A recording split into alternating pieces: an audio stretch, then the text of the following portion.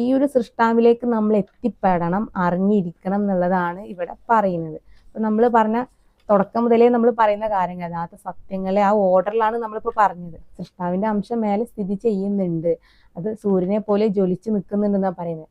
ഭൂമിയിലുള്ള ഒരു സൂര്യനായിട്ട് നമ്മൾ ഇതിനെ കമ്പയർ ചെയ്യാൻ പറ്റില്ല. കാരണം 1000 സൂര്യനെ ഉദിച്ചു നിന്നാൽ എങ്ങനെയായിരിക്കും? അതിനോട് ഒരിക്കലും ഒരു സൂര്യനെ ഉദിച്ചു നിൽക്കുന്നത് തമ്മിൽ നമുക്ക് കമ്പയർ ചെയ്യാൻ പറ്റുമോ? ഒരിക്കലും ഇല്ല.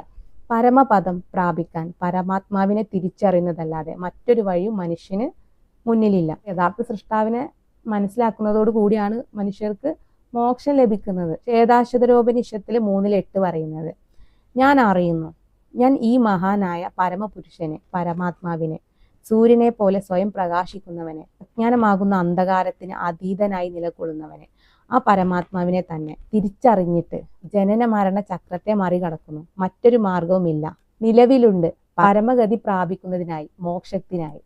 ഇവിടെ പറയുന്നതും അതേ കാര്യം തന്നെയാണ്. കാരണം ഏറ്റവും മേലുള്ള സൃഷ്ടാവിനെ അവര് തിരിച്ചറിയണം. ആ സൃഷ്ടാവിന്റെ ഒരു അംശത്തിൽ തന്നെ ഒന്നാണ് നമ്മളെ ജീവൻ നിലനിർത്തുന്നതും ചലിപ്പിക്കുന്നതും.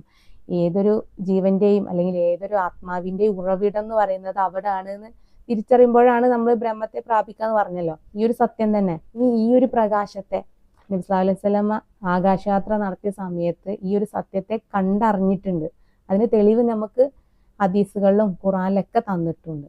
ഈ ഒരു സൃഷ്ടാവിന്റെ പ്രകാശത്തെ പറ്റിയിട്ട് ബൈബിള് പറയുന്നുണ്ട്, സൂര്യന്റെയോ വിളക്കിന്റെ ഒന്നും ആവശ്യമില്ല, കർത്താവാണ് അവർക്ക് അവിടെ പ്രകാശം നൽകുന്നത് എന്ന്. എന്നാൽ നമ്മൾ യജുർവേദത്തിലും അഥർവേദത്തിലും സാമവേദത്തിലും ഋഗ്വേദത്തിലും ഈ പ്രകാശത്തെ പറ്റി പറയുന്നുണ്ട്. സ്വർഗത്തില് സൃഷ്ടാവിൽ നിന്നുള്ള പ്രകാശമാണ് നേരിട്ടുണ്ടാവുക എന്ന്.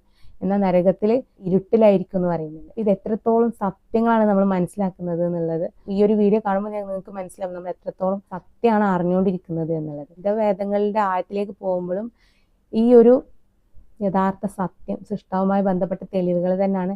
നമ്മൾ ബൈബിളിന്റെ അടിത്തട്ടിലേക്ക് പോയാലും വിശുദ്ധ ഖുറാന്റെ അടിത്തട്ടിലേക്ക് പോയി കഴിഞ്ഞാലും ഹൈന്ദവ വേദങ്ങളുടെ അടിത്തട്ടിലേക്ക് പോയി കഴിഞ്ഞാലും തോറയിലേക്കും എല്ലാം ഈ ഒരു ഒറ്റ കാര്യമാണ്.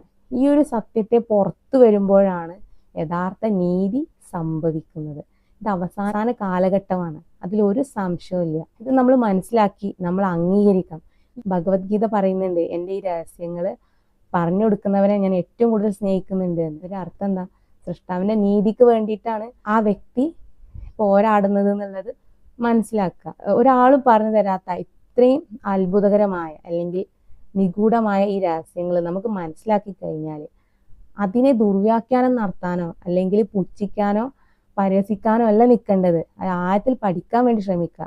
ഇത്രയും രഹസ്യങ്ങൾ നമുക്കൊരാൾ പറഞ്ഞു തരാനുണ്ടെങ്കിൽ അതിൽ വലിയ ഭാഗ്യം എന്താ ഉള്ളത്?